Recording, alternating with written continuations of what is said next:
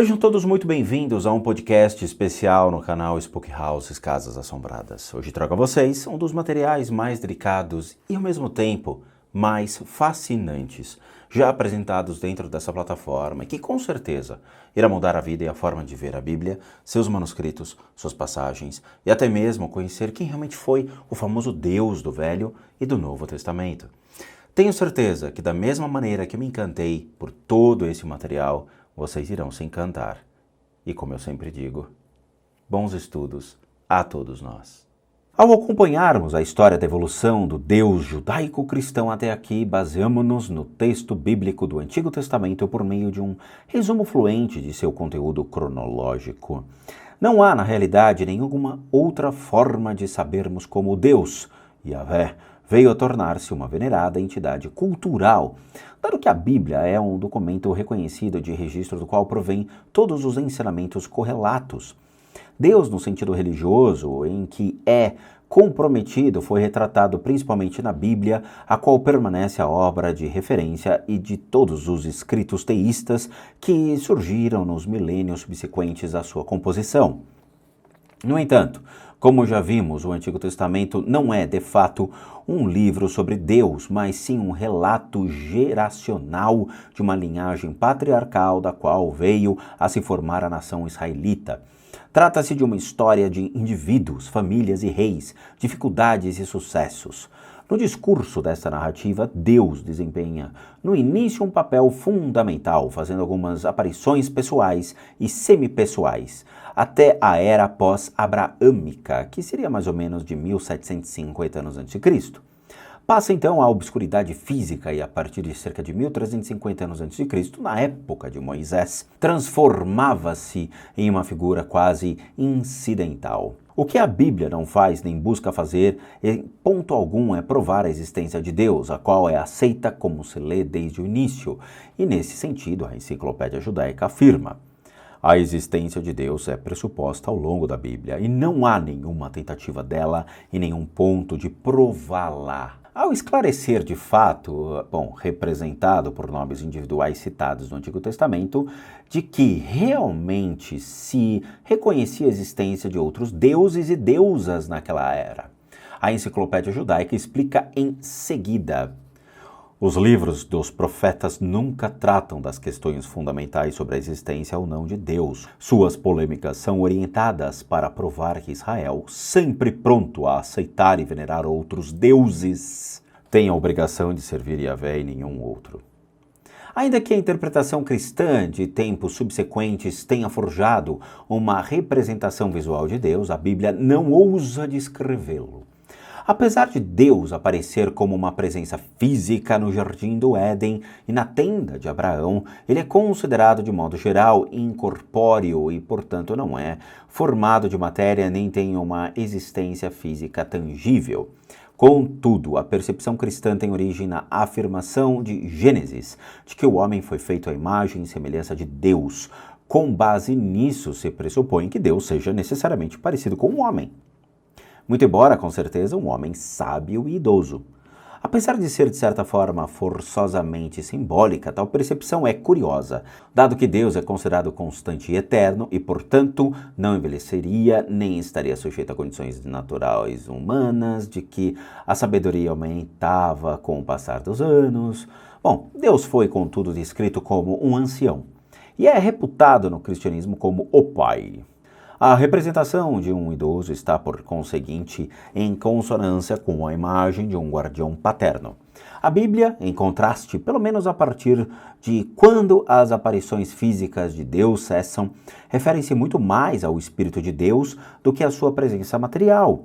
A despeito da referência de que o homem foi criado à imagem e semelhança de Deus, a Bíblia afirma que a incorporalidade de Deus não pode ser comparada à de nenhum ser vivente ou nenhuma pessoa. Em consonância com a posterior compreensão islâmica, a expressão judaica de Deus baseia-se mais em seus atributos do que em sua pessoa. É dito que ele é uno e que não compartilha sua supremacia com nenhum outro. Suas decisões sempre prevalecerão, ele é imutável desde o início e triunfará no final. Ademais, Deus não é como o homem, pois seu conhecimento é muito superior ao do homem, muito embora sua sabedoria seja a fonte da compreensão humana. Ele julga o mundo com retidão, pune os maus e os confunde. Sobretudo disse que Deus é onipresente. Ele está em todos os lugares, observando a todos e conhece todos os mais íntimos pensamentos, sentimentos e segredos de todos. O primeiro escritor a tentar provar a existência de Deus foi o filósofo alexandrino Philo, que morreu em 50 d.C., que afirmou que a existência de Deus era totalmente compreensível, pois não podia ser compreendida. Portanto, alegou Philo, isso prova que há além da compreensão humana. O homem tem a capacidade de ter ideias, escreveu o filósofo, mas tais ideias necessariamente emanam de algo maior do que ele. Uma vez que Deus determina e, portanto, sabe tudo o que acontecerá, é claro, então que as ideias e ações do homem derivam de um plano predeterminado por Deus. Logo, Deus deve existir. Na realidade, ele não oferece nenhuma prova da espécie alguma. O que nos é apresentado na longa exposição de Philo é simplesmente uma hipótese de que não importa o que se pense, diga ou faça, isso é resultado do pensamento, de palavras, de ações que emanam de um plano pré-determinado por um supremo incitador que há de ser Deus. Portanto, todos os resultados e ocorrências estão sujeitos às perguntas precedentes. Como? Por quê? Cuja resposta é sempre Deus. É claro, no entanto, que tal resposta indefinida não responde a essas perguntas. Trata-se simplesmente de uma tentativa de fechar a porta a aprofundadas investigações científicas, teológicas e filosóficas, e infelizmente, essa tem sido uma constante no ensino religioso ao longo dos tempos. Essa espécie de atitude restrita parece prover do fundamento do controle rigoroso, seja ele judaico, cristão ou islâmico. Quando se descobriu que colocar Deus em qualquer assunto controverso era uma maneira eficiente de dominar o povo, iniciando-se na interpretação judaica e posteriormente adotada por outras crenças. Essa estratégia está relacionada aos primeiros tempos do sistema legislativo, ou seja, refere-se às exigências de indivíduos ou grupos eleitos ou não, que implementavam leis para governar a vida de outras pessoas. Averigou-se, em tempos passados, que um método eficiente de cumprir das leis era apresentar leis criadas pelo homem como sendo leis de Deus ou a vontade de Deus, e que os decretos de Deus tinham de ser aceitos e obedecidos de modo inquestionável. Tais manifestações de supremacia divina colocaram as leis dos homens, justas ou não, acima de qualquer questionamento, especialmente quando consideradas como divulgadas por Deus aos profetas, sacerdotes e santos. Em assuntos não legais, o mesmo acontecia quanto às decisões ou às questões de opiniões nas quais discursos não populares podiam ser estrategicamente fortalecidos, justificando-os como sendo a vontade de Deus.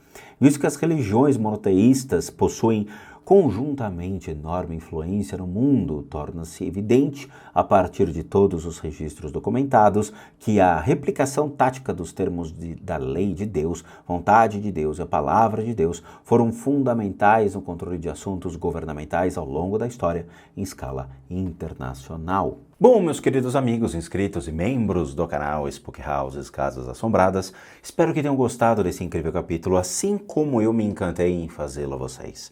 Lembrem-se, não deixem de nos apoiar dentro da plataforma, seja se inscrevendo no canal, curtindo os vídeos, de se tornarem membros ou apoiadores pelo método PayPal, nos ajudando a continuarmos aqui firmes e fortes dentro do YouTube. E como eu sempre digo, a todos, em todos os vídeos, bons sustos a todos nós.